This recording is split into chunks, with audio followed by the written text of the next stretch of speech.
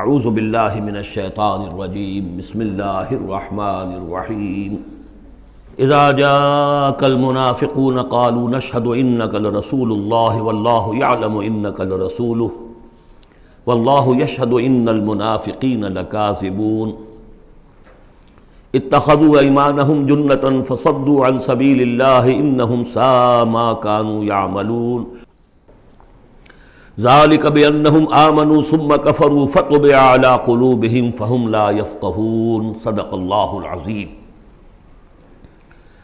رب اشرح لي صدری ويسر لي امری واحلل عقدۃ من لسانی یفقہوا قولی۔ قرآن مجید میں جو مدنی صورتوں کا یہ سب سے بڑا گلدستہ ہے،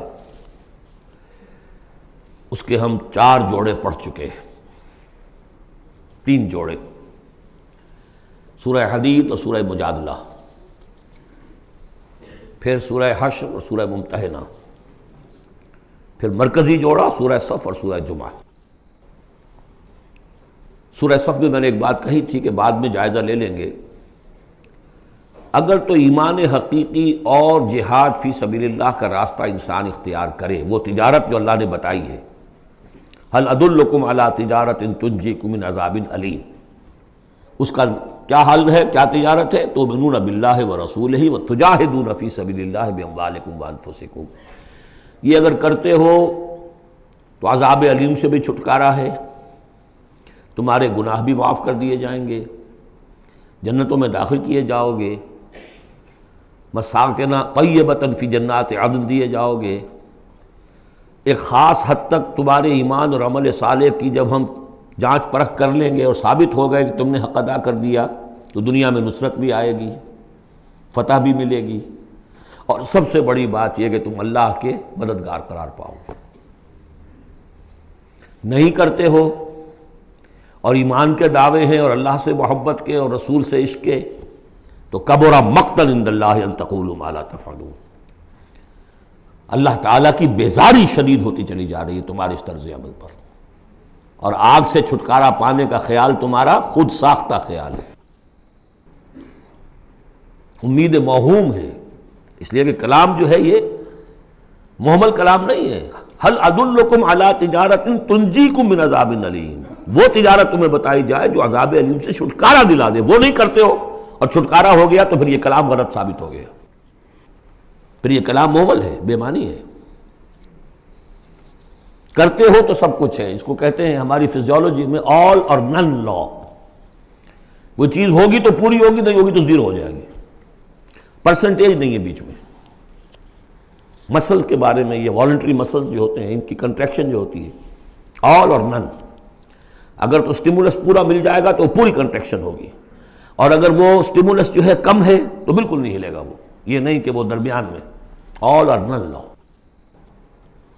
اچھا، اس کے لیے جو آدمی چاہیے کیسے ٹرین کرنا، کیسے تیار کرنا، وہ سورہ جمعہ۔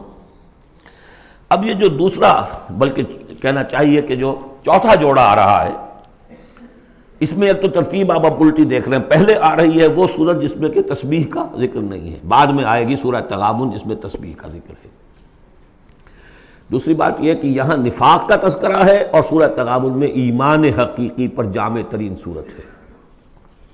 میں نے آپ کو پہلے ہی بتایا تھا کہ وہ مباحث، اب نفاق کی جو بحثیں آئی ہیں سورہ نساء اور سورہ توبہ کا تو اکثر حصہ اس پر مشتمل ہے، اور بھی تقریباً تمام مدنی صورتوں کے اندر وہ ذکر موجود ہے، کہیں ذرا ڈھکا چھپا ہے جیسے سورہ بقرہ میں، کہیں کھلم کھلا ہے، اعلانیہ ہے۔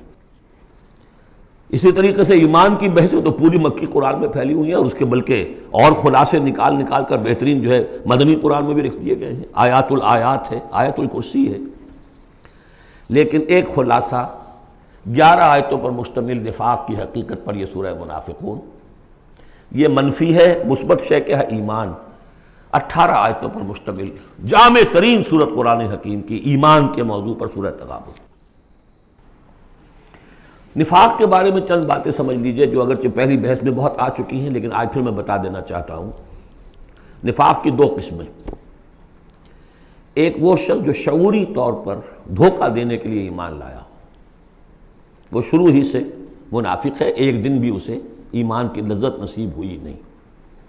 سورہ آل عمران میں اس کی مثال موجود ہے، سازش کی صبح کو ایمان لاؤ، شام کو مرتد ہو جانا، تاکہ یہ اسلام کی جو ساکھ بن گئی ہے، گڈ ول بن گئی ہے، یہ ختم ہو جائے۔ تو ظاہر بات ہے جیسے کہ فرمایا گیا سورہ مائدہ میں وَقَدْ دَخَلُوا بِالْكُفْرِ وَهُمْ قَدْ خَرَجُوا بِهِ، وہ کفر کے ساتھ ہی داخل ہوئے تھے اور کفر کے ساتھ ہی نکل گئے، ان پہ ایک لمحہ بھی ایمان حقیقی کا آیا ہی نہیں۔ یہ بہت کم لوگ تھے اس قسم کے منافق۔ اصل منافق جو وہ کون تھا؟ دعوت آئی، دعوت نے قبول، دل نے قبول کیا، بات ٹھیک ہے، صحیح بات ہے، چلو پیش قدمی کرو، لیکن تھے کم ہمت، بزدل، تھڑ دلے۔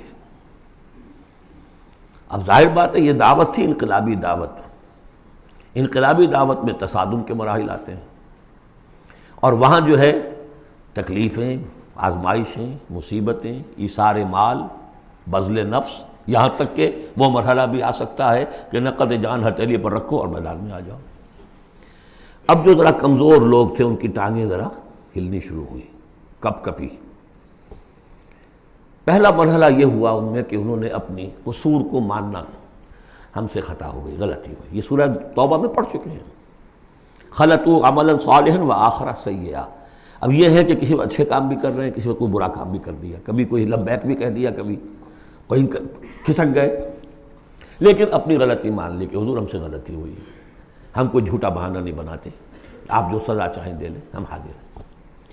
اس درجے کو کہیں گے ضعف ایمان، یہ نفاق نہیں ہے، ضعف ایمان۔ اگلا درجہ آتا ہے جب آدمی کی جو جھوٹی عزت نفس ہے، اخذت العزت بالاسم، وہ جھوٹی عزت نفس اسے کہتی کب تک مانو گے اپنی خطائیں، تو جھوٹا بہانہ کر دیا کرو، یہ تھا مسئلہ، وہ تھا مسئلہ، یوں تھا، ایسا تھا، خدا کی قسم نہیں۔ وہ تیسرا مرحلہ آئے، جھوٹا بہانہ جہاں شروع کیا نفاق شروع ہو۔ لہذا منافقین کے ضمن میں ہمیشہ آپ کذب کذب کذب اس کو دیکھیں گے۔ اگلا مرحلہ آیا، انہوں نے دیکھا کہ یہ تو اب ہماری قسم، ہم جو بہانہ بناتے ہیں تو لوگ مسکراتے ہیں، کچھ وہ سمجھتے ہیں کہ یہ جھوٹا بہانہ بنا رہا ہے، لہذا قسمیں کھا کر مؤکد کیا اپنی قسموں سے۔ یہ سیکنڈ سٹیج میں ٹی بی آ گئی، نفاق کی T B in second stage, جھوٹا بہانہ فرسٹ سٹیج، جھوٹی قسم سیکنڈ سٹیج۔ ایک عرصہ آتا ہے کہ اس کے بعد اس پر بھی اعتماد لوگوں کا اٹھ جاتا ہے، تو اب ان کے اندر ایک شدید قسم کا ریئیکشن پیدا ہوتا ہے، ایمان اور اہل ایمان کی دشمنی پیدا ہو جاتی ہے، اور یہ دشمنی سب سے زیادہ ٹارگٹ کرتی ہے قائد کو۔ اس نے ہمارے لیے ساری مصیبت کھڑی کر دی، ہم آرام سے اپنے مدینے میں آباد تھے، رہ رہے تھے، یہ آ گیا، اس نے آ کر یہ سارا جو ہے معاملہ ہمارے لیے، بھائی کو بھائی سے جدا کر دیا، خاندانوں میں رفت پیدا کر دی۔ اب ہمارے دوستیاں تھیں ان سے اوس اور خزرج کی دوستیاں تھیں، ان تمام یہودی قبائل سے ہمارے وہ سارے حلیفی تعلقات ٹوٹ گئے، تو وہ ساری دشمنی جو ہے اب یہ عداوت بن جاتی ہے اہل ایمان کی، اور خاص طور پر اہل ایمان کے قائد جو اس وقت کون تھے؟ محمد رسول اللہ۔ دس از دی تھرڈ سٹیج۔ یہ ٹی بی کی وہ تھرڈ سٹیج ہے جو پہلے کبھی ہو جاتی تھی تو ہم سمجھتے تھے کہ اب یہ لا علاج ہے۔ یہ ہے نفاق کی اصل حقیقت۔ اسی لیے اس وقت جو لوگ کسی تحریکی تصور سے آشنا ہی نہیں، انقلابی تصور دین ان کے سامنے آیا ہی نہیں، وہ منافق نہیں ہو سکتا، وہ ضعیف الایمان آدمی ہے۔ لیکن جو شخص ایک مرتبہ کسی تحریک کو، انقلابی تحریک کو قبول کر کے آگے آ جائے، اب وہ منافق ہو جائے گا اگر وہ ٹھیک نہیں چلتا ہے تو۔ یہ بات میری جو ہے آج پلے باندھ لیجئے۔ عام اس وقت مسلمان منافق نہیں، انہیں پتہ ہی نہیں کہ دین کا تصور یہ ہے، دین کا یہ مطلب ہے، مولویوں نے سمجھایا ہی نہیں۔ دین کا نام ہے نماز، روزہ، اور لیلۃ القدر مل گئی تو بیڑا پار، ساری زندگی کے سارے گناہ معاف۔ انہیں تو یہ تصور دیے گئے، حج کرائے تو پاک ہو کے آ گئے، اور عمرہ کیا تو پاک ہو کے آ گئے، باقی یہ کہ تم جس طرح چاہو کماؤ۔ لہذا وہ بیچارے وہ منافق نہیں ہے، وہ ضعیف الایمان ہے، جو بھی ہے وہ اللہ تعالیٰ جو معاملہ ان سے کرے۔ جو شخص کسی حقیقی انقلابی اسلامی تحریک سے متعلق ہو جائے، اس کو حق سمجھ کر، پھر اگر وہ پیچھے ہٹ رہا ہے اس لیے کہ قائد میں اسے کوئی چیز ایسی نظر آئی کہ یہ تو غلط کار انسان ہے، دھوکے باز انسان ہے، ٹھیک ہے، پیچھے ہٹ جانا چاہیے۔ اگر یہ طریقہ کار جو اس نے بتایا تھا یہ اس سے منحرف ہو گیا ہے، پیچھے ہٹ جانا چاہیے۔ جو اس نے طریقہ کار بتایا تھا اس وقت ہمیں معلوم ہوا تھا ٹھیک ہے، لیکن اب ہم سمجھتے ہیں کہ ٹھیک نہیں ہے، پیچھے ہٹ جانا چاہیے۔ یہ سب ٹھیک، اس میں نفاق نہیں ہوگا، لیکن محض اس لیے کہ اب مشقت کرنی پڑ رہی ہے، محنت کرنی پڑ رہی ہے، اپنے کیریئر پر آنچ آ رہی ہے، اپنے لیے جو ہیں اور زندگی کی لذتیں جو ہیں ان میں ہمارا گھاٹا پڑ رہا ہے، جائیے کہ کبھی امیر نے ڈانٹ دیا ہے، یہ تو ہوتا ہے جماعتوں کے اندر، ہوتا ہے، زجر بھی ہوتی ہے، توبیخ بھی ہوتی ہے۔ حضور نے یہاں تک بھی کہا کہ میرا جی چاہتا ہے کہ جو لوگ نہیں آتے فجر کی نماز میں کسی اور کو یہاں پر امام بنا کر کھڑا کر دوں اور جا کر ان کے گھروں کو آگ لگا دوں، یہ بھی تو کہا ہے محمد رسول اللہ صلی اللہ علیہ وسلم۔ تو بہرحال اس وجہ سے اگر کوئی پیچھے ہٹا تو وہ اس پروسیس میں آ جائے گا، اس کو اچھی طرح سمجھ لینا چاہیے۔ بسم اللہ الرحمن الرحیم، اذا جاءک المنافقون قالوا نشهد انک لرسول اللہ۔ اے نبی جب آپ کے پاس آتے ہیں منافق اور وہ کہتے ہیں کہ ہم گواہی دیتے ہیں، ہم کہتے ہیں، ہم اقرار کر رہے ہیں کہ آپ اللہ کے رسول ہیں، واللہ یعلم انک لرسول، اللہ جانتا ہے کہ آپ اس کے رسول ہیں، اللہ سے بڑھ کر اور کون جانتا ہے کہ آپ اللہ کے رسول ہیں، لیکن واللہ یشہد ان المنافقین لکاذبون، اللہ گواہی دیتا ہے کہ یہ منافق جھوٹے ہیں، یہ دل سے بات نہیں کہہ رہے۔ اتخذوا ایمانہم جنۃ، پہلی سٹیج کاذبون کے حوالے سے یہ جھوٹے ہیں، نفاق کی پہلی سٹیج۔ پھر انہوں نے اپنی قسموں کو ڈھال بنا لیا، اتخذوا ایمانہم جنۃ فصدوا عن سبیل اللہ، انہوں نے اپنی قسموں کو ڈھال بنا کر اور اللہ کے راستے سے رک گئے۔ خدا کی قسم یہ مسئلہ تھا، میں اس لیے نہیں جا سکا، میری بیوی بیمار تھی، کوئی دیکھنے بھالنے والا نہیں تھا۔ انہم ساء ما کانوا یعملون، یہ بہت ہی برا کام ہے جو کر رہے ہیں۔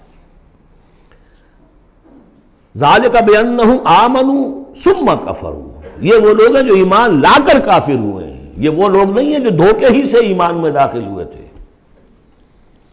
تھوڑی سی پونجی انہیں ملی تھی ایمان کی، آئے تھے، اس وقت بدنیت نہیں تھے، ان کی فطرت نے اپیل کیا تھا اس دعوت نے، لیکن اب جو پاؤں ان کے ہلے ہیں وہ انہیں کیا پتا تھا کہ یہ شہادت گاہ الفت میں قدم رکھنا ہے، لوگ آسان سمجھتے ہیں مسلمان ہونا، یہ تو انہیں معلوم نہیں تھا، یہ تو معلوم نہیں تھا۔ وَلَنَبْلُوَنَّكُمْ بِشَيْءٍ مِّنَ الْخَوْفِ وَالْجُوعِ وَنَقْصٍ مِّنَ الْأَمْوَالِ وَالْأَنفُسِ وَالثَّمَرَاتِ وَبَشِّرِ الصَّابِرِينَ، وہ تو بن گئے تھے مسلمان، جیسے آئے حضور، پورے اوس اور خزرج کے قائدین ایمان لا چکے تھے، سارا قبیلہ لے آیا، ٹھیک ہو گیا، انہیں کیا پتا تھا کیا کچھ آ رہا ہے اس کے پیچھے۔ یہ ایمان جو ہے یہ تو یوں سمجھیے کہ ٹپ آف دی آئس برگ ہے، اس کے نیچے جو اصل برگ جو آیا ہے برف کا توتا، تو وہ پھر ان کے پاؤں ہے، اس میں بھی جب تک اقرار ہو اپنی تقصیر کا تو وہ ضعف ایمان کہلائے گا، نفاق نہیں۔ خذ من اموالہم صدقۃ تطہرہم وتزکیہم بہا، ایسے لوگوں کا علاج بھی سورہ توبہ میں آ چکا ہے۔ لیکن جھوٹ بہانا پہلی منزل، جھوٹی قسم دوسری منزل، اور پھر عداوت آگے آئے گی چل کر اسی صورت میں۔ ذالک بانہم آمنوا ثم کفروا، یہ اس لیے کہ ایمان لائے پھر کفر کیا۔ فطبع علی قلوبہم، اب اللہ نے ان کے دلوں پر مہر کر دی ہے۔ فہم لا یفقہون، اب یہ تفقہ حقیقی تفقہ سے خالی ہو چکے۔ وَإِذَا رَأَيْتَهُمْ تُعْجِبُكَ أَجْسَامُهُمْ، جب اے نبی آپ انہیں دیکھتے ہو کہ جسم آپ کو بڑے اچھے لگتے ہیں، بڑے تن و توش والے ہیں۔ وَإِن يَقُولُوا تَسْمَعْ لِقَوْلِهِمْ، جب وہ آپ سے بات کرتے ہیں تو آپ بڑے غور سے سنتے ہیں۔ چودھری لوگ جو ہوئے، سرمایہ دار بھی ہوئے، چودھری بھی ہوئے، تو ان کی حیثیت ہے تو آپ توجہ سے سنتے ہیں ان کی بات۔ کأنہم خشب مسندہ، اے نبی یہ تو ان سوکھی لکڑیوں کے مانند ہیں جو اپنے بل پر نہیں کھڑی ہوا کرتی، انہیں ٹیک لگا کر کھڑا کیا جاتا ہے۔ یحسبون کل صیحۃ علیہم، اندر سے اتنے بودے ہیں کہ ذرا سی آہٹ ہوتی ہے تو ان کی جان پر بن جاتی ہے، وہ سمجھتے ہیں کہ پھر آئی کوئی مصیبت، کہیں اور سے پھر شاید کوئی حملے کی خبر آ رہی ہے اور پھر کوئی جنگ ہوگی، پھر کہیں گے نکلو اللہ کی راہ میں۔ یحسبون کل صیحۃ علیہم، اپنے اوپر ہی سمجھتے ہیں ہر آہٹ کو۔ ہم العدو، یہ تیسری سٹیج ہے، یہ اب اصل دشمن یہ ہے۔ باہر کا دشمن جو آ رہا ہے ابو جہل لشکر لے کر یا ابو سفیان لشکر لے کر، وہ اتنا خطرناک نہیں جتنے کہ یہ ہے، یہ مارے آستین ہے، یہ اندر سے ڈنک مارنے والا۔ ہم العدو، اصل دشمن یہ ہے۔ فاحذرہم، ان سے بچ کر رہو، چوکس رہو، چوکنے رہو، چاہے معاف کرتے رہو، یہ بات دوسری ہے۔ حضرت مسیح کا قول آپ کو سنا چکا ہوں کہ فاختہ کے مانند بے ضرر، لیکن سانپ کے مانند ہوشیار رہو۔ سانپ چوکنا کتنا ہوتا، لیکن سانپ ضرر بھی پہنچا دیتا ہے۔ تم چوکنے تو ویسے رہو جیسے سانپ ہوتا ہے، بے ضرر ایسے رہو جیسے کہ فاختہ ہوتی ہے۔ حضور کی یہی شان تھی، جس نے آگے جھوٹی قدم کھائی جھوٹا، ٹھیک ہے بھائی جاؤ، ٹھیک ہے، مروت، شرافت۔ جس پر کہ پھر اللہ کی طرف سے گرفت بھی آ گئی. عفا اللہ عنک لما اذنت لہم، اللہ معاف کرے آپ کو، یا اللہ نے آپ کو معاف کر دیا، کیوں آپ نے ان کو اجازت دے دی. قاتلہم اللہ انا یوفکون، اللہ ان کو قتل کرے، گردن مارے اللہ ان کی، کہاں سے یہ پھرائے جا رہے ہیں. یعنی قسمت کی خوبی دیکھیے، ٹوٹی کہاں کمند، دو چار ہاتھ جب کہ لبے بام رہ گیا. محمد کا زمانہ نصیب ہوا صلی اللہ علیہ وسلم، ان کی دعوت پر لبیک کہنا نصیب ہو گیا. یہ نصیب اللہ اکبر لوٹنے کی جائے، لیکن کہاں سے یہ واپس پھرے، کس جگہ کمند ٹوٹی ہے. وَإِذَا قِيلَ لَهُمْ تَعَالَوْا يَسْتَغْفِرْ لَكُمْ رَسُولُ اللَّهُ، جب ان سے کہا جاتا آؤ بھائی غلطی مان لو اپنی، تو اللہ کے رسول تمہارے لیے استغفار کریں گے. تو رسول کی دشمنی تو ان کے دل میں بنی ہوئی ہے، کیسے آئیں؟ جب کہا جاتا آؤ تمہارے لیے اللہ کے رسول استغفار کریں گے اللہ سے، لَوَّوْا رُؤُوسَهُمْ، وہ اپنے سروں کو مٹکا، جی آئیں گے ٹھیک ہے ذرا میں بعد میں آؤں گا. وَرَأَيْتَهُمْ يَصُدُّونَ وَهُمْ مُسْتَكْبِرُونَ، اور آپ دیکھتے ہیں انہیں کہ وہ رک جاتے ہیں، آتے نہیں. تکبر ہے، مستکبرون.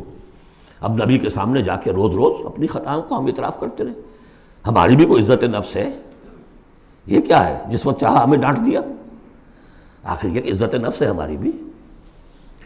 سواء علیہم استغفرت لہم ام لم تستغفر لہم، برابر ہے ان کے لیے نبی، چاہے آپ استغفار کریں چاہے نہ کریں، لن یغفر اللہ لہم، اللہ ان کو ہرگز معاف نہیں کرے گا. اس سے اگلی سٹیج میں یہ آیت آ چکی ہے سورہ توبہ میں، استغفر لہم او لا تستغفر لہم ان تستغفر لہم 70 مرۃ فلن یغفر اللہ لہم.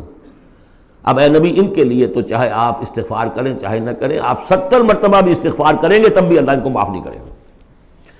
اور حضور کی مربت دیکھیے، حضور فرماتے ہیں کہ اگر مجھے یہ معلوم ہوتا کہ 70 سے زیادہ مرتبہ استغفار کرنے سے ان کی نجات ہو جائے گی تو میں 70 سے زیادہ مرتبہ استغفار کرتا. لیکن یہاں 70 مراد نہیں ہے، 70 سے مراد جتنی چاہے آپ استغفار کر لیں. ہم الذین، اب یہ عداوت کا جو ہے ان کا جو نقشہ ہے، یہ واقعات پیش کیے جا رہے ہیں. ایک غزوے سے واپسی پر دو مسلمانوں کی کچھ لڑائی ہو گئی، ایک مہاجر تھے اور ایک تھے انصاری. اب وہ پانی بھرنے پر کہیں، بلکہ ان کی بھی نہیں، ان کے خادموں کی لڑائی ہو گئی تھی. اس کو وہاں منافقوں نے اچھال دیا، مہاجرین اور انصار کا جھگڑا بنا دیا، اور کہا اس وقت آ کے عبداللہ ابن ابی نے، دیکھو تم نے اصل میں اے مدینے والو، یثرب والو، تمہاری مثال تو وہی ہے جو کہتے ہیں کہ سمن کلبک یا پولوک، اپنے کتے کو کھلا پلا کے موٹا کرو کہ کبھی تمہیں ہی کاٹے گا. تم نے ان کو جگہ دی، پناہ دی، کھلایا پلایا، اب یہ تمہارے سر کو آ رہے ہیں، غریبانوں کو آ رہے ہیں. خدا کی قسم اگر ہم اب مدینے پہنچ گئے تو ان ذلیلوں کو وہاں سے نکال باہر کریں گے. ان کی یہ جرت، انصاری کا خادم اور ایک مہاجر کا خادم لڑے ایک انصاری کے خادم سے. ہم نے پناہ دی، اپنے ٹکڑے کھلائے ان کو، اپنی جگہ دی، اور آج ہی ہمارے سروں کو آ رہے ہیں، ہمارے منہ کو آ رہے ہیں. یہ بکواس اس نے کی. وہاں موجود تھے ایک نوجوان زید ابن ارقم، انہوں نے جا کے حضور کو بتا دیا. حضور نے بلایا، نہیں جی جھوٹ پتہ میں نے نہیں کہا، یہ چھوکرے نے پتہ نہیں کہاں سے سن لیا، یہ چھوکرا کیا ہے یہ، اور آپ اس کی بات مان رہے ہیں میرے معاملے میں. خاموش رہے حضور. پھر یہ آیات اتر گئیں جس نے چھوکرے کو صحیح ثابت کیا کہ کہا انہوں نے یہ. تو حضور نے فرمایا کہ لڑکے کے کان نے غلط نہیں سنا تھا. لیکن ایک بات نوٹ کر لیجئے، ان معاملات میں بھی حضور کوئی اقدام نہیں کر سکے عبداللہ ابن ابی کے خلاف. یہ نوٹ کرنے کی بات ہے. یہ جو لوگ سمجھتے ہیں کہ مکمل سٹیٹ قائم ہو چکی تھی مدینے میں، فوراً حضور کے جاتے ہی بڑی حماقت کے اندر مبتلا ہے. یہ ضرور ہے کہ حضور کو وہاں ایک حیثیت حاصل ہو گئی، لیکن جو تصور ہمارا ہے اس زمانے میں سٹیٹ، ریاست میں کبھی یہ ہو سکتا ہے کہ فوج میں سے 1000 میں سے 300 بھاگ جائیں اور ان سے کوئی باز پرس بھی نہ ہو بعد میں. Is it possible؟ آج کی جدید ریاست میں کہیں یہ ممکن ہے کہ آپ کہیں اور عدالت، کسی اور عدالت میں اپنا مقدمہ لے جائیں؟ محمد کی عدالت میں نہیں جانا جی، ہمیں تو یہودیوں کی عدالت میں جانا ہے. منافقین یہ کرتے تھے، کوئی پکڑ نہیں تھی. پکڑ کب شروع ہوئی ہے؟ فتح مکہ کے بعد. اب یہ اس کی خوش قسمتی تھی عبداللہ ابن ابی کہ اس سے پہلے یہ واصل جہنم ہو گیا خود ہی. ورنہ یہ کہ فتح مکہ کے بعد ریاست قائم ہوئی ہے. یہی وجہ کہ اس کے بعد پھر جب جنگ کا اعلان ہوا ہے تو جو نہیں گئے ان سے باس پرس ہوئی ہے، حساب کتاب ہوا، اس سے پہلے نہیں. تو اصل میں اسٹیٹ جو ہے عبداللہ ابن ابی کا یہاں پہ بھی خاموش. ایک موقع پر جب کہ تہمت کا معاملہ چل رہا تھا تو ایک دفعہ حضور کے زبان مبارک سے ایسے الفاظ بھی نکل گئے, دکھا دل, کہ کیا کوئی شخص نہیں ہے کہ جو مجھے اس ایذا رسان شخص جو ایذا پہنچا رہا ہے اس کی ایذا سے بچا سکے. اب انڈیا ظاہر تھا صاف کہ کیا کوئی شخص اس کو قتل نہیں کر سکتا. اب واقعات مختلف آتے ہیں. ایک واقعے میں تو یہاں تک آتا ہے کہ سعد ابن معاذ موجود تھے, انہوں نے کہا کہ حضور آپ مجھے حکم دیجئے میں قتل کرتا ہوں اس کو. سعد ابن عبادہ تھے, وہ خزرج میں سے تھے, وہ فوراً تم یہ اس لیے کہہ رہے ہو کہ وہ خزرج کا آدمی ہے. تو معلوم یہ ہوا کہ وہ جو قبائلی عصبیتیں تھیں کسی نہ کسی درجے میں ابھی موجود تھیں, ایک دن میں صاف نہیں ہوتی یہ چیزیں. پھر حضرت سعد ابن عبادہ کہتے ہیں حضور سے, حضور اس شخص کے معاملے میں نرمی کیجئے, اصل میں اس شخص کو ہم بادشاہ بنانے کا فیصلہ کر چکے تھے, اس کے لیے ہم تاج تیار کر چکے تھے, آپ آئے تو اس کے سارے خواب جو ہیں وہ بکھر گئے. اس کا ایک طرز عمل ہے لیکن یہ کہ اس کا اثر ہے ہمارے قبیلے میں. حکمت اور مصلحت کا تقاضا یہ ہے کہ اس کے خلاف اقدام نہ کیا جائے. یہ بات سمجھ میں, ابھی ریاست اس درجے کی نہیں تھی کہ ان تمام چیزوں کو بالکل, ان مصلحتوں کو بالکل نظر انداز کرتے ہوئے جو قدم چاہے اٹھا دیں, یہ نہیں. اب کتنا بڑا کفر ان کا چلا آ رہا ہے یہاں پر. ہم الذین یقولون لا تنفقوا علی من عند رسول اللہ حتی ینفضوا, یہی ہیں وہ لوگ جو کہتے ہیں کہ مت خرچ کرو ان پر جو اللہ کے رسول کے گرد جمع ہو گئے ہیں. دیکھنا ان بستیوں کو تم کے ویراں ہو گئیں, یہ سب بھاگ جائیں گے اگر تم ان کے اوپر خرچ نہ کرو. حتی ینفضوا, یہاں تک کہ وہ منتشر ہو جائیں. وَلِلَّهِ خَزَائِنُ السَّمَاوَاتِ وَالْأَرْضِ, حالانکہ اصل خزانے کائنات کے آسمان اور زمین کے اللہ کے اختیار میں ہیں. وَلَٰكِنَّ الْمُنَافِقِينَ لَا يَفْقَهُونَ, لیکن ظاہر بات ہے کہ منافقین اس کا فہم نہیں رکھتے. یقولون لئن رجعنا الى المدینۃ لیخرجن الاعز منها الاذل, اور وہ کہتے ہیں اگر ہم مدینے لوٹ گئے, اب چونکہ فوج واپس آ رہی تھی ایک جنگ سے, اب جب مدینے پہنچ جائیں گے تو لازماً جو عزت والے ہیں نکال باہر کریں گے ان ذلیلوں کو. اور ذلیل سے مطلب کمزور, ذلیل کا مطلب جو ہے وہ ہماری زبان میں جو ہوتا ہے کمینہ وہ نہیں ہے, ان کو ہم نکال باہر کریں گے. وَلِلَّهِ الْعِزَّةُ وَلِرَسُولِهِ وَلِلْمُؤْمِنِينَ, حالانکہ عزت تو اللہ کی ہے اور اہل ایمان کی ہے, اللہ کے رسول کی ہے اور اہل ایمان کی ہے. وَلَٰكِنَّ الْمُنَافِقِينَ لَا يَعْلَمُونَ, لیکن یہ منافق جانتے نہیں. لیکن ہوا یہ کہ جب یہ قول پہنچا ہے, عبداللہ ابن ابی کے بیٹے کا نام بھی عبداللہ ہے, وہ بڑے مخلص نوجوان, خالص, صادق القول, صادق الایمان, انہیں معلوم ہے میرے باپ نے یہ کہا ہے, تو مدینے میں دروازے میں کھڑے ہو گئے ننگی تلوار لے کر, اپنے باپ سے کہا ہے کہ جب تک تم یہ نہیں مانو گے کہ تم ذلیل ہو, عزت ہے اللہ کے لیے اور اس کے رسول کے لیے اور اہل ایمان کے لیے, اس وقت تک مدینے میں گھسنے نہیں دوں گا.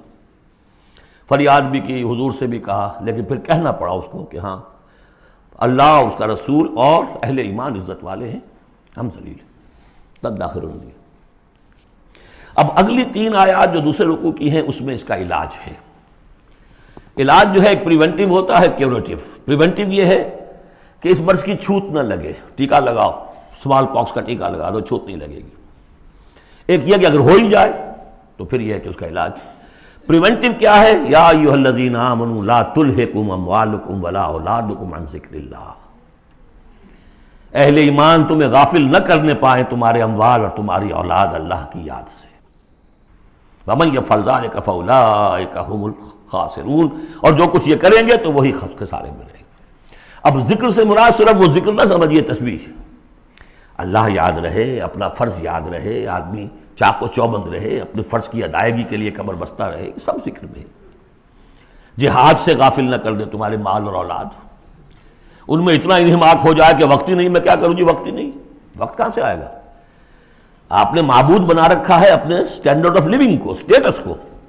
سٹیٹس سمبل معبود ہے, اب اسی کو پوج رہے ہیں آپ صبح سے شام, اور رات کے اوقات میں بھی سوچ بچار اسی کی ہے, تب کہیں جا کر وہ سمبل جو ہے قائم رہتا ہے. تو کیسے ہوگا؟ اس کا جو ہے کیوریٹو ٹریٹمنٹ وہ کیا ہے؟ دیکھیے, نفاق الف اس میں ڈال دیجئے, انفاق یہ اس کا علاج ہے. انفاق خرچ کرو, خرچ کرو. نفاق کا اصل سبب کیا ہے؟ دنیا کی محبت. دنیا کا محبت کا سب سے بڑا مظہر کیا ہے؟ مال کی محبت. اور علاج بالمثل یہ ہوگا, مال نکالو. یہ ہے اس کی اصل علاج. جیسے سورہ حدید میں ہم نے پڑھا تھا کہ زمین کے اندر ہل چلانا پڑے گا. ہل کیا ہے؟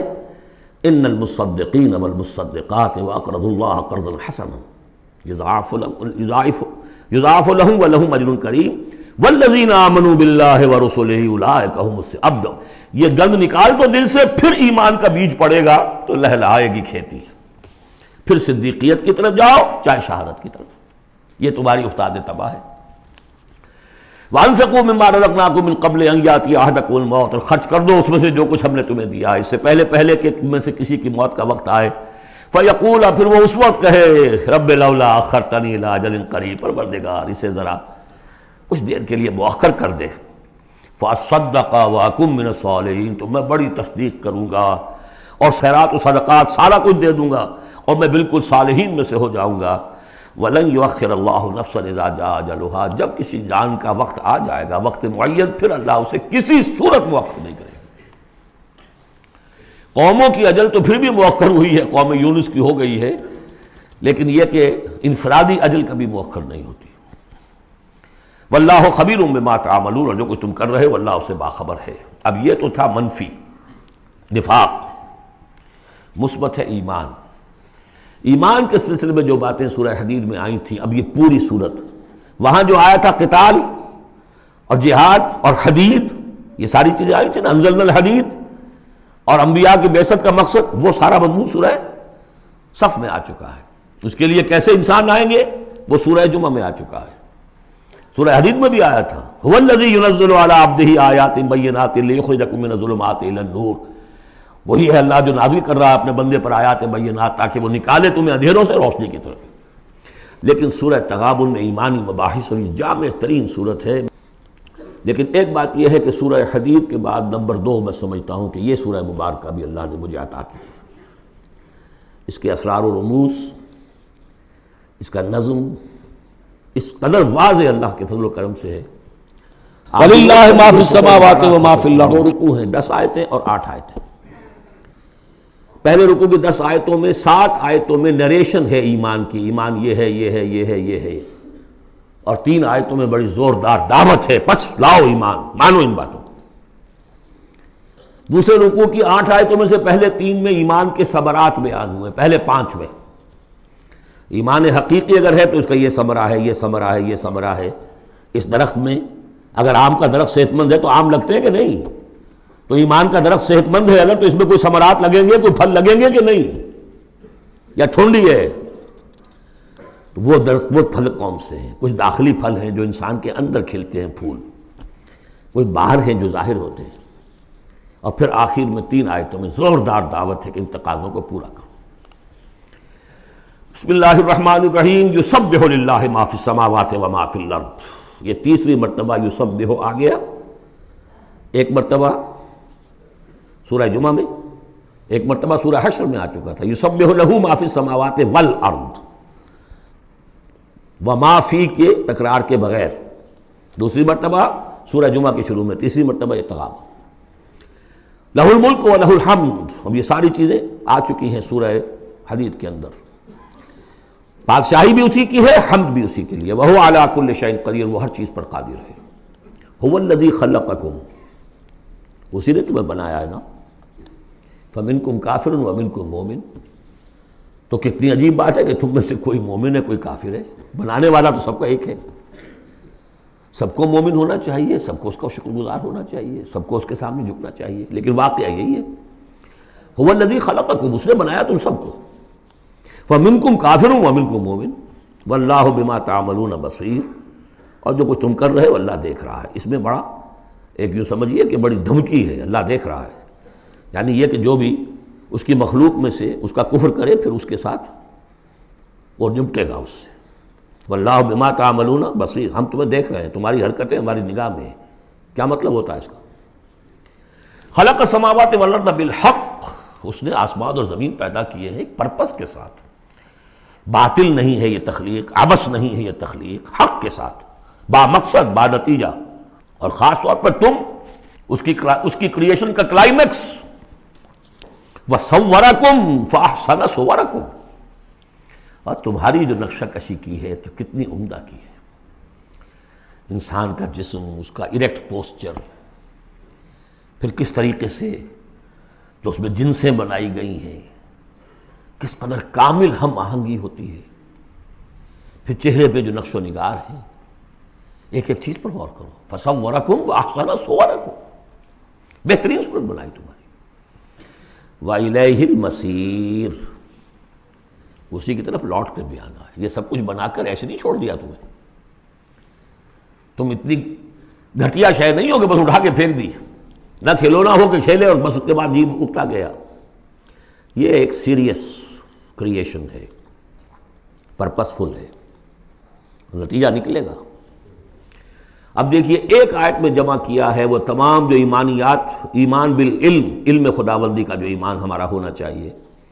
آپ کو کئی کئی آیتوں میں ملے گا قرآن میں بہت سے مقامات پر. یہاں ایک میں 3 ڈائمنشنز دی ہیں. یعلم ما فی السماوات والارض، ایک ڈائمنشن، وہ جانتا ہے جو کچھ آسمان میں ہے جو کچھ زمین میں ہے. کیا باقی رہ گیا؟ لیکن سیکنڈ ڈائمنشن وَيَعْلَمُ مَا تُسِرُّونَ وَمَا تُعْلِنُونَ، وہ بھی جانتا ہے جو تم چھپاتے ہو اور وہ بھی جانتا ہے جو تم ظاہر کرتے ہو. تیسری ڈائمنشن اور آئی، وَاللَّهُ عَلِيمٌ بِذَاتِ الصُّدُورِ، سینوں کے اندر جو کچھ ہے وہ پنہاں ہے، وہ بھی اللہ جانتا ہے. میں کافی عرصے تک متردد رہا کہ یہ تو پھر تکرار ہو گئی، جو کچھ ہم چھپاتے ہیں وہی ہمارے سینے میں ہے نا، اور تکرار محض کلام کا عیب ہے. یقیناً یہاں کوئی اور بات ہونی چاہیے. تو جب انکشاف ہوا کہ اس سے مطلب ہے even your sub conscious mind which even you don't know yourself what is lurking in the subconscious mind، تمہارے تحت الشعور کے اندر جو طوفان اٹھتے رہتے ہیں اللہ تو اس سے بھی واقف ہے. He knows you through and through، وہ تمہارے جین سے واقف ہے. هو عالم بكم اذ انتم اجنة في بطون امہاتکم، اپنی ماؤں کے پیٹ میں جنین کی شکل میں تھے، اللہ تب بھی جانتا تھا تمہیں. تو وہ تو تمہارے سب کانشیس مائنڈ، تم نہیں بات جانتے رہے، تمہیں نہیں معلوم. تم بسا اوقات دھوکہ کھا جاتے ہو، تمہارا تحت الشعور جو ہے وہ تمہیں دھوکہ دیتا ہے، لیکن اللہ اس سے بھی واقف ہے. الم یاتکم نبأ، اب 4 آیتیں ہو گئی ایمان باللہ پر، اگرچہ اسی میں مضمر ہے ایمان بالآخرہ بھی، معاد بھی. 2 آیتیں ایمان باللہ پر. الم یاتکم نبأ الذین کفروا من قبل، کیا تمہارے پاس خبریں آ نہیں چکی ہیں ان لوگوں کی جنہوں نے کفر کیا تھا پہلے؟ قوم نوح، قوم ہود، قوم صالح، پورا مکی قرآن پڑھ چکے ہو نا. اب تو ہم نزول کے اعتبار سے بھی بات کہہ سکتے ہیں اور اب اپنے اس دورہ قرآن کے اعتبار سے بات کہہ سکتے ہیں، سارا مکی قرآن پڑھ ہی لیا تقریباً. الم یاتکم نبأ الذین کفروا من قبل، کیا آ نہیں چکی تمہارے پاس خبریں ان کی جنہوں نے کفر کیا تھا پہلے؟ اب اس کا تجزیہ کیا ہے. فذاقوا وبال امرہم، انہوں نے اپنے معاملے کی سزا چکھ لی، دنیا میں ہلاک کر دی گئیں. وَلَهُمْ عَذَابٌ عَلِيمٌ، اور ابھی ان کے لیے عذاب علیم منتظر بھی ہے. ابھی تو عالم برزخ میں ہے نا، عذاب علیم جو آخرت کا ہے وہ تو ابھی منتظر ہے. اعد اللہ لہم عذابا علیما، تیار کر کے رکھا ہوا ہے. تجزیہ اگلی آیت میں، ذالک بأنہ کانت تأتیہم رسلہم بالبینات، یہ اس لیے ہوا کہ ان کے پاس ان کے رسول آتے رہے واضح نشانیاں لے کر، واضح نشانیاں، واضح معجزے بھی اللہ نے جس کو دیے. فقالوا، تو انہوں نے کہا اب بشر یہدوننا، کیا بشر انسان ہمیں ہدایت دیں گے؟ فکفروا، اس پر کفر کیا انہوں نے. وتولوا، اور رخ پھیر لیا، گردن موڑ لی.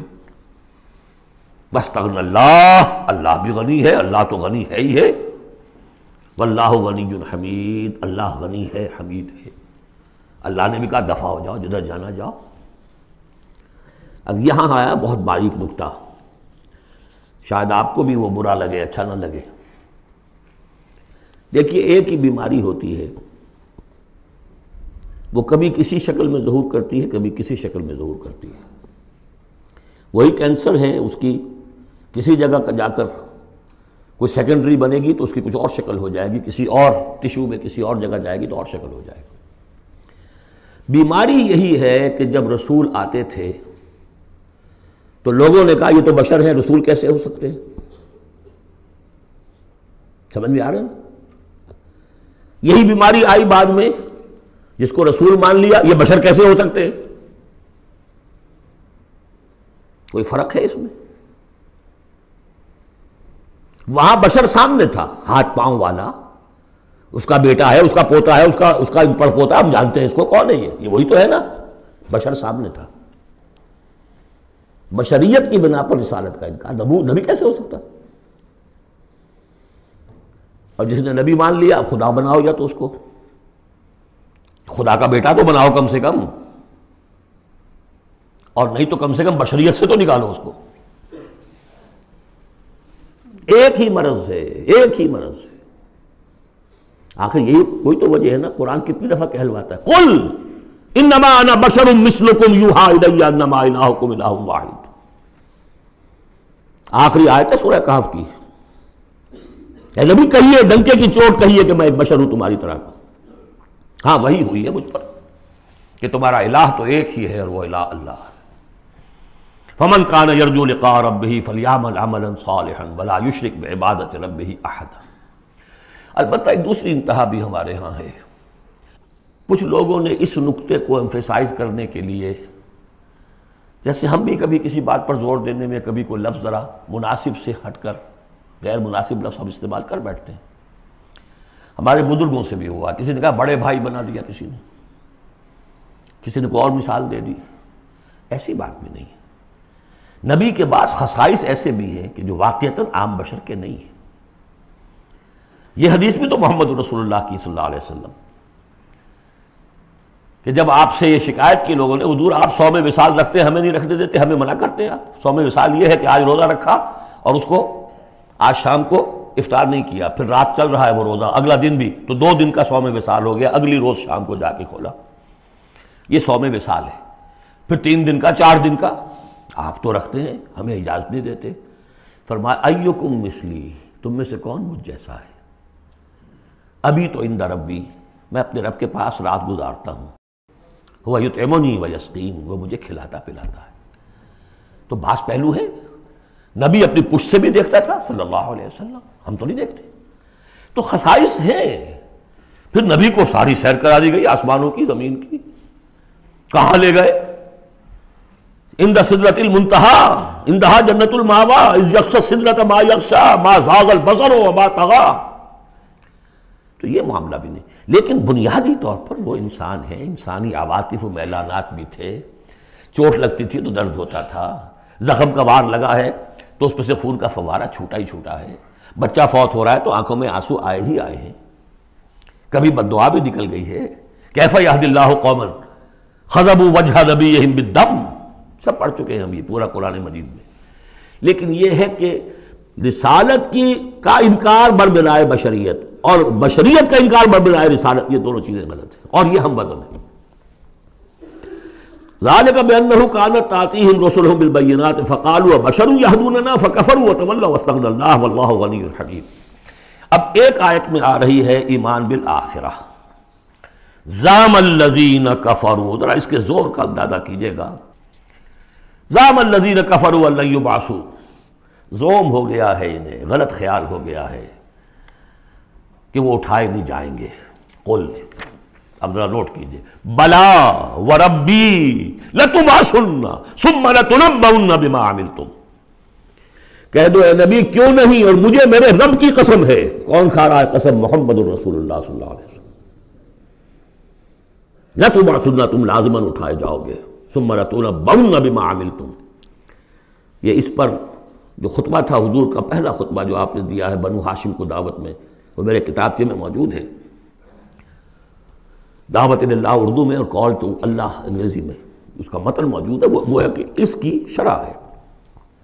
واللہ لتموتن کما تنامون ثم لتبعثن کما تستيقظون ثم لتجزون بالاحسان واحسانا، واللہ لتموتن کما تنامون، خدا کی قسم تم سب مر جاؤ گے جیسے روزانہ رات کو سو جاتے ہو، ثم لتبعثن کما تستيقظون، جیسے روزانہ صبح کو بیدار ہو جاتے ہو ایسے اٹھا لیے جاؤ گے قیامت کے دن، ثم لتحسبن بما تعملون، پھر تمہارا حساب کتاب لیا جائے گا جو تم نے عمل کیا ہے، ثم لتجزون بالاحسان احسانا وبالسوء سوءا، پھر بدلہ ملے گا بھلائی کا بدلہ، برائی کا بدلہ، وانھا لجنۃ ابدا او لنار ابدا۔ قل بلا وربی لتبعثن ثم لتنبؤن بما عملتم وذلک علی اللہ یسیر، اور یہ اللہ پر بہت آسان ہے۔ 7 آیتیں پوری ہو گئیں، 4 ذات و صفات، دو رسالت، ایک آخرت۔ اب سنیے، فآمنوا باللہ، یہ فا بہت اہم ہے یہاں پر، بس ایمان لاؤ اللہ پر اور اس کے رسول پر، والنور الذی انزلنا، اس نور پر جو ہم نے نازل فرمایا، واللہ بما تعملون خبیر، جو کچھ تم کر رہے ہو اللہ اسے باخبر ہے۔ اب یہاں دیکھیے ریورس ہو جائے گا آرڈر، ریشو پروپورشن۔ اب یہاں ایک آیت میں اللہ اور اس کے رسول کا ذکر آ گیا، اور اس میں بھی واللہ بما تعملون خبیر کے اندر آخرت کا ذکر ہے، اللہ باخبر ہے۔ تو اللہ کے پاس یہ ساری خبریں اس نے رکھی ہوئی ہیں، کوئی ریسرچ، کوئی تھیسس لکھنا ہے اس کو تمہیں سزا دینے کے لیے۔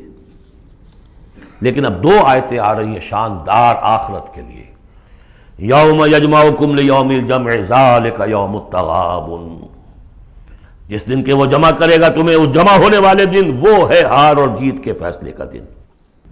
جو اس روز جیتا وہ جیت گیا، جو اس روز ہارا وہ ہار گیا۔ یہ دنیا کی ہار اور جیت کیا ہے؟ کچھ بھی نہیں۔ ایک ڈرامے کے اندر کوئی جیت گیا کوئی ہار گیا، نہ وہ جیت ہے اور نہ یہ ہار ہے۔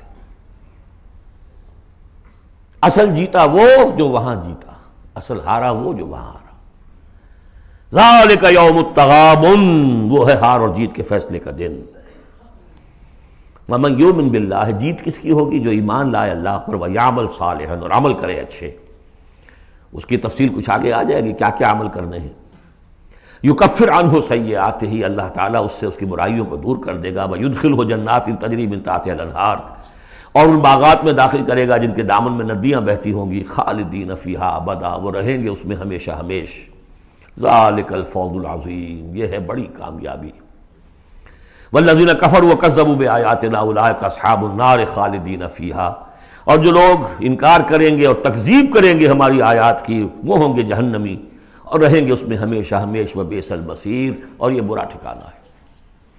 10 آیات میں ایمانیات ثلاثہ کی بہترین جامع ترین تعبیر، تجزیہ، اور ایک زوردار دعوت ایمان، فآمنوا باللہ ورسولہ۔ اب جو 8 آیات ہیں 5 میں اب ثمرات ایمانی۔ پہلا ثمرہ کیا ہے؟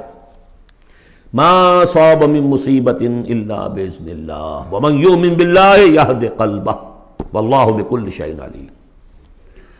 اگر اللہ پر ایمان حقیقت میں دل میں پیدا ہو گیا تو تمہیں معلوم ہے کہ پتہ تک جنبش نہیں کر سکتا جب تک کہ اللہ کا اذن نہ ہو۔ تم پر کوئی مصیبت کیا بغیر اللہ کے اذن کے آ گئی ہے؟ کیا بغیر اس کے علم کے آ گئی ہے؟ اور اگر اللہ کی اذن سے آئی ہے تو تمہارے ایمان کا تقاضا ہے کہ سمجھو کہ اس میں خیر ہی ہوگا، چاہے یہ مجھے اس وقت بری لگ رہی ہے، مجھے اچھی نہیں لگ رہی ہے، خیر ہوگا۔ عسیٰ ان تکرہوا شیئا وہو خیر لکم۔ لہذا بندہ مومن کی زبان پر کیا دل میں بھی کبھی اللہ کے خلاف شکایت کا انداز پیدا نہ ہو۔ یہد قلبہ، تسلیم و رضا، جو اللہ کی طرف سے آئے۔ ہم بھی تسلیم کی خو ڈالیں گے، بے نیازی تیری عادت ہی صحیح۔ نہ شود نصیب دشمن کے شود ہلاک تیغت، سر دوستاں سلامت کے تو خنجر آزمائی۔ اے اللہ جو تیری طرف سے خیر، بیدک الخیر۔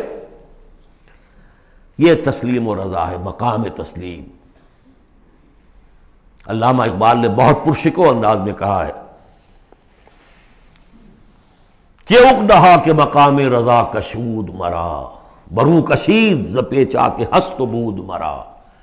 آدمی میں تکلیف کیوں آئی، اس نے کیا، اس نے کر دیا، یہ ہو گیا تھا، وہ ہو گیا تھا، یہ نہیں کرنا چاہیے تھا، میں نے یہ کام غلط کیا، لگے رہو اسی پیچ و تاب میں۔ بندہ مومن کہتا ہے جو آیا میرے رب کے حکم سے آیا، کوئی بھی ذریعہ بن گیا ہو وہ ٹھیک ہے، اس کے بدلہ لیں وہ ٹھیک ہے، وہ قانون کا معاملہ ہے۔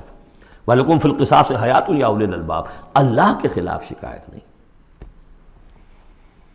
بروں کشید نہ پیچا کہ ہست و بود مرا، یہ ہے، یہ تھا، یہ کیوں ہو گیا، یہ کیسے ہو گیا، اس سارے چکر سے مجھے نکال لیا۔ کس چیز نے نکال لیا؟ کہ عقدہا کے مقام رضا کشود مرا، یہ مقام رضا نے کیسے کیسے میرے عقدے حل کر دی۔ اب میں تفصیل میں جا نہیں سکتا، اس پر میرے بڑے بڑے کیسز موجود۔ یہ بتانا میں بھول گیا ہوں آپ کو کہ وہ جو منتخب نصاب جس کا میں تذکرہ کرتا آیا ہوں، یہ ساری صورتیں ان میں داخل ہیں۔ یہ اس کا چوتھا حصہ جو تھا سورہ صف، سورہ جمعہ، سورہ تغابن، سورہ منافقون، اور یہ سورہ تغابن دوسرے حصے کی صورت ہے، یہ ایمان کی حقیقت پر۔ سورہ فاتحہ، سورہ آل عمران کی آخری آیات، سورہ نور کی آیات نور، اور پھر یہ تغابن۔ تو پہلا ہے نتیجہ تسلیم و رضا۔ دوسرا نتیجہ، یہ تو اندر نکلا نا، دل کے اندر احساسات ہیں، یہ پھول اندر کھلتا ہے، باہر نظر نہیں آتا۔ باہر نظر آنے والا بڑا پھول کیا ہے؟ وَأَطِيعُوا اللَّهَ وَأَطِيعُوا الرَّسُولَ فَإِن تَوَلَّيْتُمْ فَإِنَّمَا عَلَىٰ رَسُولِنَا الْبَلَاغُ الْمُبِينُ۔ اطاعت کرو اللہ کی اور اطاعت کرو رسول کی، پھر اگر تم پیٹھ موڑ لو گے تو جان لو کہ ہمارے رسول پر سوائے صاف صاف پہنچا دینے کی کوئی ذمہ داری نہیں، باقی تمہیں خود جواب دہی کرنی پڑے گی۔ اس نے پہنچا دیا، اس نے حکم بتا دیا، اللہ کا یہ حکم ہے۔ وَأَحَلَّ اللَّهُ الْبَيْعَ وَحَرَّمَ الرِّبَا، تم پڑے رہو اپنے الجھنوں میں اور اشکالات میں، انما البیع مثل الربا، لیکن احل اللہ البیع وحرم الربا، اللہ نے حلال کیا ہے بیع کو، حرام کیا ربا کو۔ Who are you؟ یہ who are you سے مجھے وہ شعر بھی یاد آ گیا ہے جو مقام تسلیم و رضا پر کہا ہے اکبر الہبادی نے۔ رضائے حق پہ راضی رہ، یہ حرف آرزو کیسا یوں ہو جائے۔ اچھا تم اللہ کو سکھا رہے ہو، You want to teach him؟ آرزو، رضائے حق پہ راضی رہے، یہ حرف آرزو کیسا؟ خدا خالق، خدا مالک، خدا کا حکم تو کیسا؟ Who are you؟ تو وہی who are you، اللہ نے فیصلہ کیا ہے یہ حرام ہے یہ حلال ہے۔ تم اللہ کو مانتے ہو کہ نہیں؟ نمبر ایک۔ رسول کو مانتے ہو کہ نہیں؟ نمبر دو۔ قرآن کو مانتے ہو کہ نہیں؟ نمبر تین۔ پھر کوئی دلیل نہیں، نو arguments, either obey or go away، تیسرا راستہ کوئی نہیں۔ وَأَطِيعُوا اللَّهَ وَأَطِيعُوا الرَّسُولَ فَإِن تَوَلَّيْتُمْ فَإِنَّمَا عَلَىٰ رَسُولِنَا الْبَلَاغُ الْمُبِينُ اللَّهُ لَا إِلَٰهَ إِلَّا هُوَ وَعَلَى اللَّهِ فَلْيَتَوَكَّلِ الْمُؤْمِنُونَ۔ پھر ایک پھول اندر جو کھلا ہے، دل میں کھلے گا، ذہن میں کھلے گا، توکل۔ اللہ ہی وہ ہے کہ جس کے سوا کوئی الہ نہیں، اس کی مرضی کے بغیر کوئی چیز جنبش نہیں کر سکتی۔ تمہارے کیے کیا ہو جائے گا؟ کچھ نہیں ہوگا۔ تمہارا کام ہے اپنی سی محنت کر کے نتیجہ اللہ پر۔ سارے وسائل موجود ہو تب بھی یہ نہ سمجھنا کہ یہ کام میں کر سکتا ہوں۔ گاڑی ہے، آج ہی ٹیوننگ بھی کرائی ہے، اس کے ٹینک بھی فل ہے، سب کچھ ٹھیک ہے، میں صبح ضرور جاؤں گا، نہیں جا سکتے۔ جب بھی یہ کہو گے ایمان سے دور ہو گئے۔ وَلَا تَقُولَنَّ لِشَيْءٍ إِنِّي فَاعِلٌ ذَلِكَ غَدًا إِلَّا أَن يَشَاءَ اللَّهُ۔ کبھی مت کہنا کہ یہ کام میں کل ضرور کروں گا، مگر انشاءاللہ کے ساتھ، اللہ چاہے گا تو ہوگا ورنہ نہیں۔ اور سارے تمہارے پاس وسائل ہیں، تم کہو گے فتح ہی فتح ہے اب تو وہ حال ہو جائے گا جو غزوہ حنین میں ہوا تھا۔ اذ اعجبتکم کثرتکم، 12,000 کی تعداد، اور ایسی بھگدڑ مچی کہ چند 100 آدمی رہ گئے۔ یہ بھی بڑی محنت کر کے سید سلیمان ندوی صاحب نے کھود کریٹ کے نکالے ہیں کہ 300-400 آدمی تھے۔ استاد نے جو لکھا ہے شبلی نے، وہ تو یہ ہے کہ 30-40 مسلمان رہ گئے تھے صرف 12,000 میں سے۔ تیسرا یہ پھول ہو گیا اندر والا۔ اب چوتھا، بڑے خطرناک معاملات آ رہے ہیں، ذرا توجہ سے سنیے۔ یا ایھا الذین آمنوا ان من ازواجکم واولادکم عدوا لکم فاحذروہم۔ اے ایمان کے دعوے دارو، تمہاری بیویوں اور تمہاری اولاد میں سے تمہارے دشمن ہیں، ان سے اپنے آپ کو بچا کر رکھو۔ فاحذروہم، یہی ہم پڑھ چکے ہیں پہلے لفظ، حضور سے کہا گیا تھا ہم العدو فاحذرہم قاتلہم اللہ انا یؤفکون۔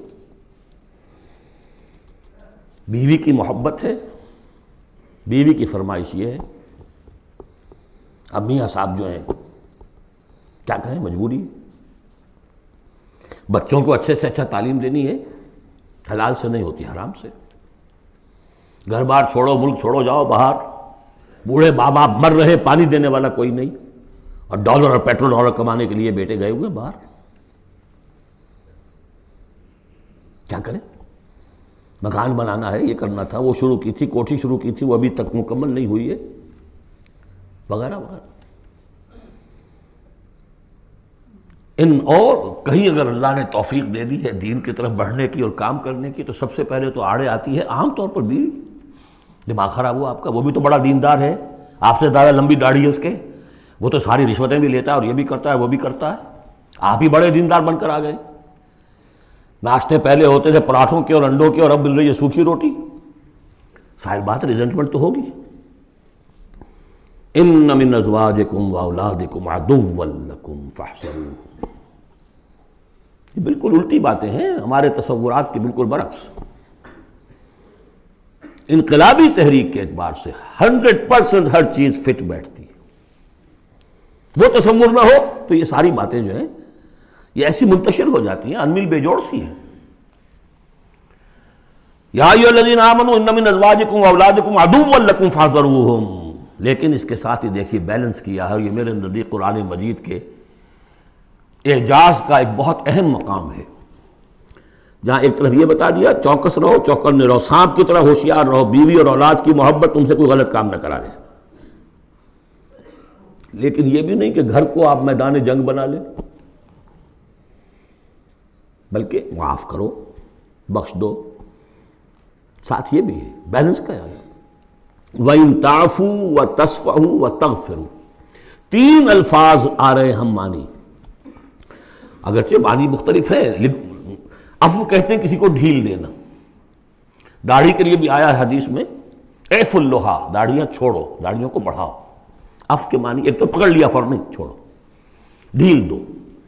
تصفحوا کبھی کبھی ایسا بھی ہو کہ کوئی غلطی ان کی دیکھی اور ذرا دیکھی اندیکھی کر دی، چہرہ اپنا پھیر لیا، اسے پتہ ہی نہ چلے کہ دیکھا ہے، ابا جان نے دیکھا ہے یا شوہر نے دیکھا ہے. کیونکہ ہر بات پر پکڑیں گے اگر آپ تو ضد بھی پیدا ہو جائے گی، کسی وقت جو ہے ایک نیگیٹو سائیکالوجی ڈیولپ ہو جائے گی. تغفروا بخش دینا، یعنی جیسے کہ مغفر جو ہے سر کو ڈھانپ لیتا ہے، ڈھانپ دینا ان کی غلطی کو. وَإِن تَعْفُوا وَتَصْفَحُوا وَتَغْفِرُوا فَإِنَّ اللَّهَ غَفُورٌ رَحِيمٌ. تو اللہ بھی تو غفور اور رحیم ہے نا. تم چاہتے ہو کہ نہیں؟ جیسے سورہ نور میں آیا تھا کہ اے ابو بکر تم نے اپنے اس بھانجے یا اپنے عزیز مستح کا جو ہے جو مدد کرتے تھے روک دیا ہے. کیا تم نہیں چاہتے کہ اللہ تمہیں معاف کرے؟ اگر تم چاہتے ہو اللہ تمہیں معاف کرے تم بھی اس کو معاف کرو. وَإِن تَعْفُوا وَتَصْفَحُوا وَتَغْفِرُوا فَإِنَّ اللَّهَ غَفُورٌ رَحِيمٌ. اب یہ آ گیا، دیکھیے پہلے ایک انڈیویجول، ایک مرد مومن، اس کی زندگی میں 2 پھول اندر کھلے. ایک باہر والا پھول جو ہے وہ گوبھی کا پھول ہے بہت بڑا، اندر والا ہے تسلیم و رضا توکل، اور باہر والا جو ہے اطیعوا اللہ واطیعوا الرسول. وہ تو ظاہر بات ہے کہ پورے دین کے اوپر جو ہے وہ محیط ہو گیا جو بھی حکم ہے. لیکن اب اس کے بعد ایک فرد کے گرد سب سے پہلا حلقہ کیا ہے؟ اس کی اولاد، اس کا گھر. ان من ازواجکم واولادکم عدوا لکم. یہ تمہارا ایٹیچیوڈ ہونا چاہیے اپنے گھر میں. ایک طرف تو وہ جو طبعی محبتیں اللہ نے ڈالی ہوئی ہیں کہیں وہ تم سے تمہاری منزل کھوٹی نہ کرا دیں، کہیں دین کے راستے پر بڑھنے سے رکاوٹ نہ بن جائے. ہوشیار رہو، فاحذروہم، ان سے بچو. لیکن ساتھ ہی ہے کہ گھر کی فضا کے اندر عفو، درگزر. دوسرا انما اموالکم واولادکم فتنہ. جان لو تمہارے مال اور تمہاری اولاد تمہارے لیے فتنہ ہے، اسی پر تو ہم آزما رہے ہیں تمہیں. زین للناس حب الشہوات من النساء والبنین والقناطیر المقنطرۃ من الذهب والفضة والخیل المسومۃ والانعام والحرث. یاد ہے کہ نہیں سورہ آل عمران کی آیت؟ اللہ نے یہ محبتیں ڈالی ہیں، کبھی تو امتحان ہے، آزمائش ہے. یہ محبتیں ہی نہ ہو تو سب کے سبھی اللہ کے بندے بن جائیں. دیکھنا تو یہی ہے کہ تم کس کس چیز کو، کس کس ریزسٹنس کو، کس کس ہرڈل کو عبور کر کے آ سکتے ہو ہمارے پاس. انہی پتھروں پہ ہو کر اگر آ سکو تو آؤ. میرے گھر کے راستے میں کوئی کہکشاں نہیں ہے. جنت جو ہے وہ بہت ناپسندیدہ چیزوں سے گھیر دی گئی ہے. تو یہ اموال اولاد یہ تمہارے لیے فتنہ ہے. جانچے جا رہے. اولاد کو کیا بنانے کی فکر کی تھی تم نے؟